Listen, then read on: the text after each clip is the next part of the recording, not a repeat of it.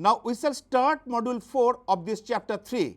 Here we shall discuss on some important and fundamental lemma on nonlinear spaces. Also, we shall show a theorem which is related to a completeness property of a nonlinear space in a finite dimensional nonlinear space. Also, we shall state and prove a very important lemma called the Ries lemma.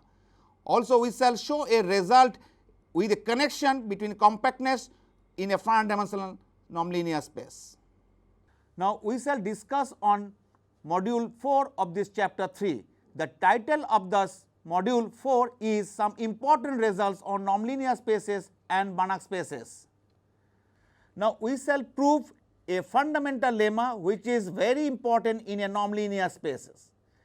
Let capital X be a nonlinear space over a field of scalars capital F, and let x1, x2 xn be a set of n numbers of linearly independent vectors in capital X. Then there exists a constant c greater than 0, such that for every scalars alpha 1, alpha 2 alpha n belonging to F, the inequalities like norm alpha 1 x1 plus alpha 2 x2 plus plus alpha n xn greater or equals to c times modulus of alpha 1 plus modulus of alpha 2 plus plus modulus of alpha n, and this is known as equation number 1. The proof is given below. Let small s is equal to modulus of alpha 1 plus modulus of alpha 2 plus plus modulus of alpha n. If s is equal to 0, then alpha 1 equal to alpha 2 equal to equal to alpha n equal to 0. So, equation 1 is true. We therefore assume that small s is greater than 0. Put beta j equal to alpha j by s, and this is meaningful because s is strictly positive and j runs from 1 to up to n. So, sigma j equal to 1 to n modulus of beta j is equal to 1, and then equation 1 is transformed into norm of beta 1 x1 plus beta 2 x2 plus plus beta n xn is greater or equals to c, and this is equation number 2. So, it is sufficient to prove the existence of a number c greater than 0 such that the inequality 2 is true for any set of scalars beta 1, beta 2 beta n with sigma j equal to 1 to n modulus of beta j is equal to 1. If possible, let 2 is not true, that is, we shall prove it by the method of contradiction.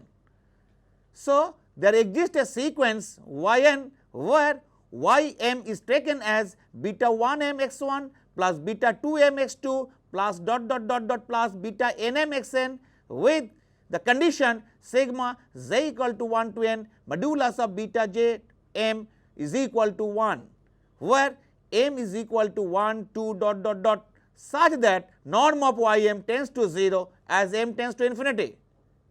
Since sigma j equal to 1 to n modulus of beta j to the power m is equal to 1 for m is equal to 1, 2 we have modulus of beta j to the power m is always less or equals to 1 for j equal to 1, 2 and so on up to n, and m is equal to 1, 2 and so on. Hence, for each fixed j equal to 1, 2 up to n, the sequence beta jm is equal to beta j1, beta j2, beta jk, is bounded.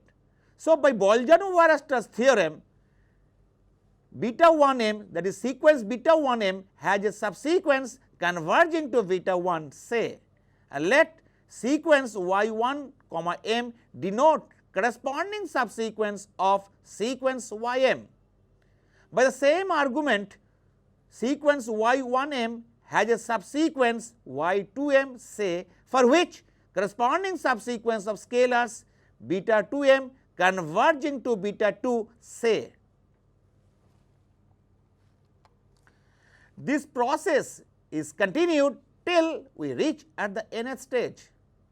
At the nth stage, we obtain a subsequence, that is sequence ynm, which is equal to sequence yn1, yn2, ynk, of ym, whose terms are of the form yn, m is equal to sigma j equal to 1 to n delta jm xj, where sigma j equal to 1 to n modulus of delta jm is equal to 1, with delta jm goes to beta j as m tends to infinity.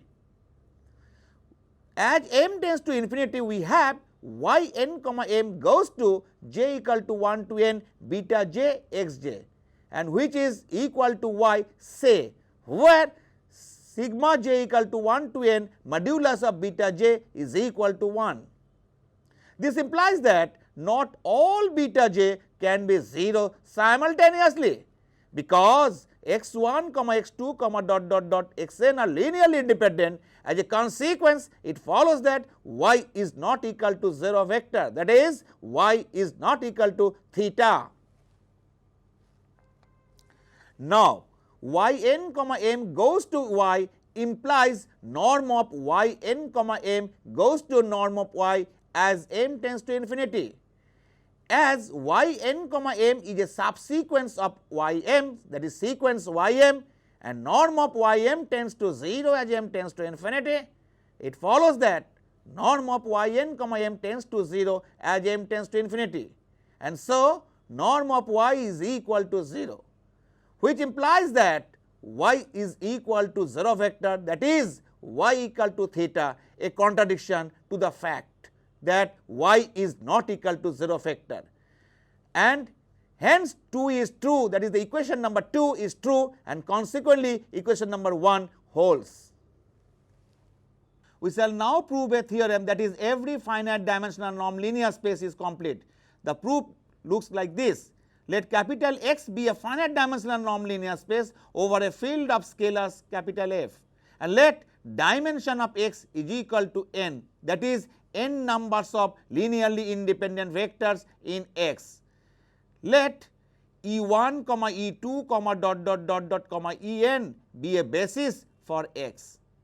Let Ym be a Cauchy sequence in X, and let Ym is equal to alpha 1 Me1 plus alpha 2 Me2 plus plus alpha Nm En. So, for every epsilon greater than 0, there exists a positive integer capital N such that norm of yr minus ys is less than epsilon whenever r comma s is greater or equals to capital N. So, by the above lemma, there exists a c greater than 0, that is, there exists a real number which is positive, that is c, such that epsilon is greater than norm of yr minus ys is equal to norm sigma j equal to 1 to n alpha jr minus alpha js into Ej, which is greater or equals to c times sigma j equal to 1 to n modulus of alpha jr minus alpha js. Hence, modulus of alpha jr minus alpha js is less or equals to sigma j equal to 1 to n modulus of alpha jr minus alpha js, which is less than epsilon by c, and which implies that each of n sequences, that is sequence alpha jm is equal to alpha j1 comma alpha j2 comma alpha jk comma where j is equal to 1 comma 2 comma n is Cauchy in capital F. F is the field of scalars, and hence converges to alpha j, say j equal to 1, 2 up to n. Let y is equal to alpha 1 E1 plus alpha 2 E2 plus plus alpha n En. Then we see that y is an element of capital X, that is y belongs to X. Since alpha j m goes to alpha j as m tends to infinity for j equal to 1 to up to n, we have norm of y m minus y is equal to norm sigma j equal to 1 to n alpha j m minus alpha j into E j, which is less or equals to sigma j equal to 1 to n modulus of alpha j m minus alpha j into norm of E j, which is less or equals to capital R into sigma j equal to 1 to n modulus of alpha j m minus alpha j, where R is equal to max of norm of E j, where 1 less or equals to j less or equals to n. Thus, we see that norm of y m minus y tends to 0 as m tends to infinity, which implies that y m goes to y as m tends to infinity. Hence, capital X is complete.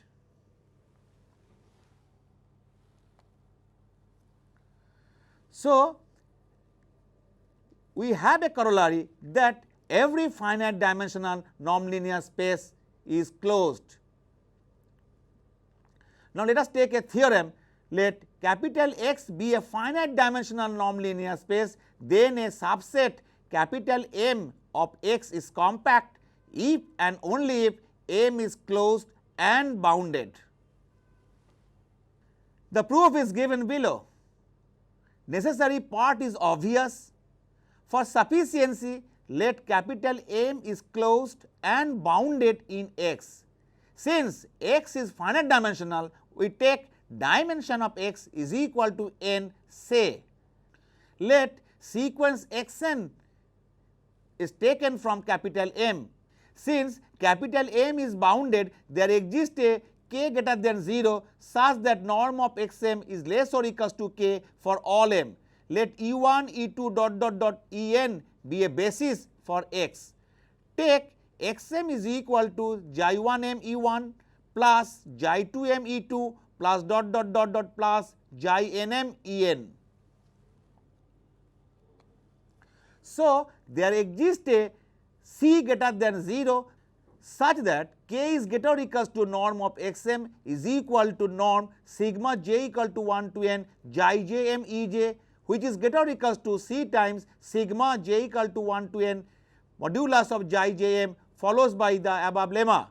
So, the sequence xi jm where m is equal to 1 comma 2 dot dot dot dot and for j is equal to 1 comma 2 comma dot dot dot n is bounded, and so by Bolzano-Weierstrass theorem there exists a convergent subsequence of xi jm. By applying the techniques in the proof of the earlier lemma already have been proved, we see that there exists a subsequence of Xm that converges in M. Hence, M is compact. Now, we shall discuss, rather we shall prove on a lemma, very important lemma called Ries lemma, and which is very important and very essential in a nonlinear space. With this lemma, we can have a result that a closed unit spall is compact if and only if X is finite dimensional. Now, we shall state and prove a lemma called the Ries lemma. What is this? The statement of Ries lemma looks like this, that let M be a proper closed subspace of a nonlinear space capital X. Then for epsilon greater than 0, there exists y belongs to x minus m with norm of y is equal to 1, such that for all x belonging to capital M, the inequality norm of x minus y is greater than 1 minus epsilon is satisfied. Proof is given below. Let y naught belongs to x minus m and let d equal to infimum of norm y naught minus x, where infimum is taken of elements were taken from capital M, that is d equal to infimum of x belongs to m of norm y naught minus x. Clearly, d is greater than 0. if eta greater than 0 is chosen such that eta by d plus eta is less than epsilon. So, there exists x naught belongs to capital M such that d is less or equals to norm of y naught minus x naught, which is again less than d plus eta, and this is equation number 3. If y is supposed to equal y naught minus x naught divided by norm of y naught minus x naught, then we get norm of y is equal to 1 and y naught is equal to x naught plus norm of y naught minus x naught into y. If y belongs to capital M, and because x naught belongs to capital M and M is a subspace, we see that y naught belongs to capital M, which is a contradiction, that y naught does not belongs to capital M. So, y belongs to x minus M.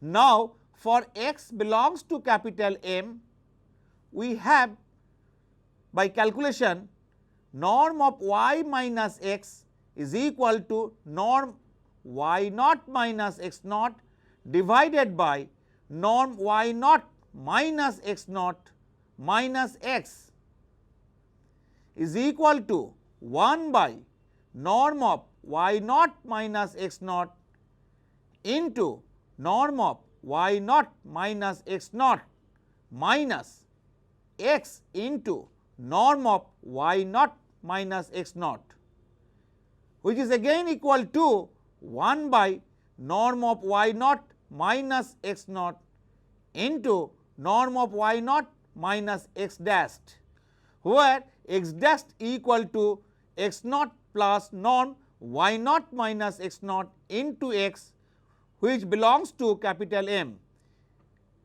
because x naught and x belongs to capital M.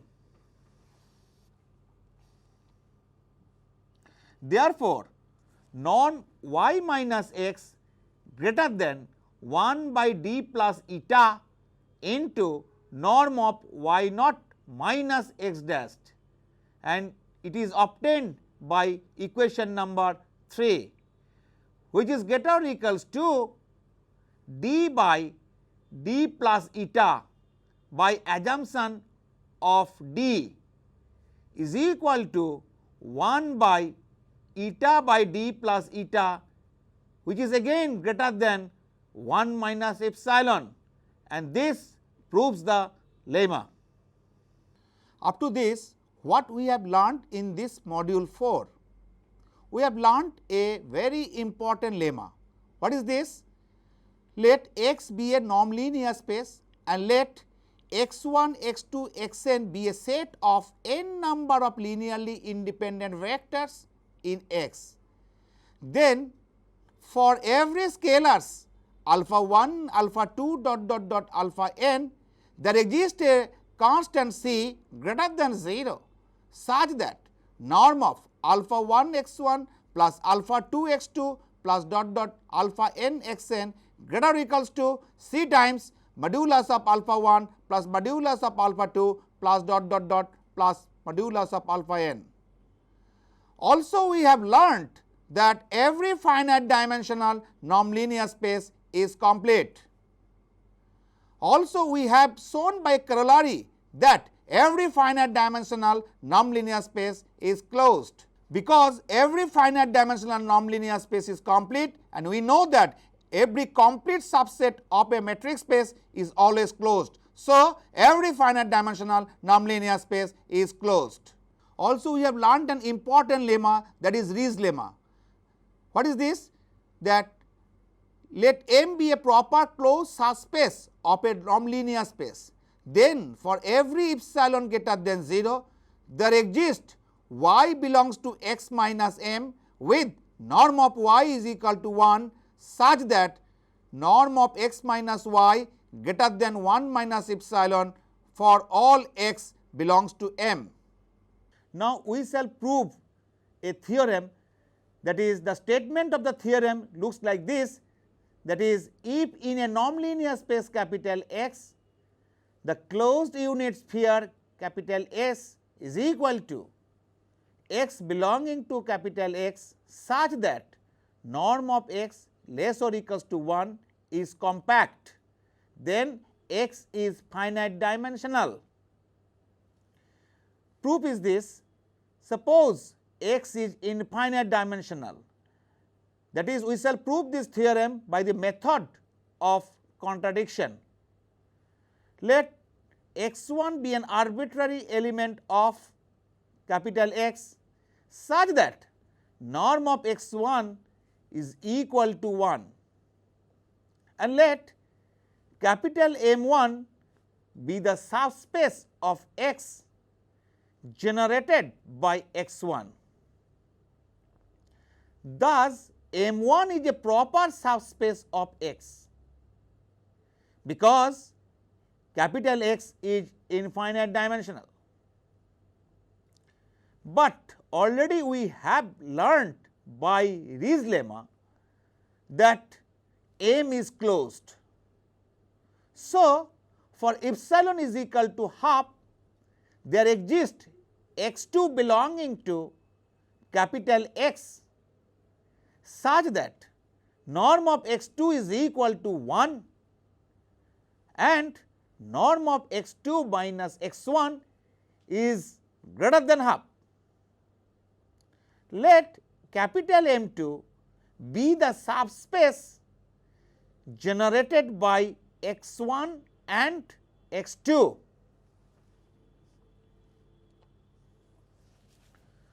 By arguing in the same manner as we discussed, we get a proper subset capital M2 of capital X, which is again closed. Hence, there exists x3 belonging to capital X such that norm of x3 is equal to 1 and norm of x3 minus x1 is greater than half and norm of x3 minus x2 greater than half.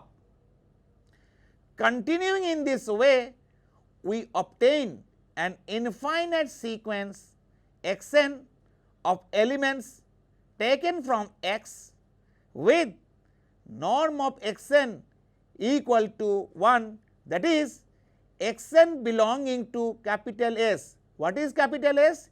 That is the closed unit sphere for n is equal to 1, 2 up to this, and for which norm of xn minus xm is greater than half for n not is equal to m, and this is known as equation number 4. By 4, we see that the sequence xn cannot have a convergent subsequence, which contradicts the fact that S is compact, because we have assumed that S is compact. Hence, X is finite dimensional. Thus, with the results as discussed in module 4 of this chapter, we can also prove the results that are given by me. Let X be a nonlinear space, then X will be a Banach space if and only if the set X belonging to capital X such that norm of x1 is complete. Let us take another result, that if X be the set of all continuous function over the closed interval 0, 1, and if we define the norm of X is equal to integration 0 to 1 modulus of xt dt, then it can be proved that X is a nonlinear space, but is not a Banach space. Also, we can prove a result that a Banach space X is finite dimensional if and only if every subspace of it is closed. So, with this we now end this module 4 of this chapter 3.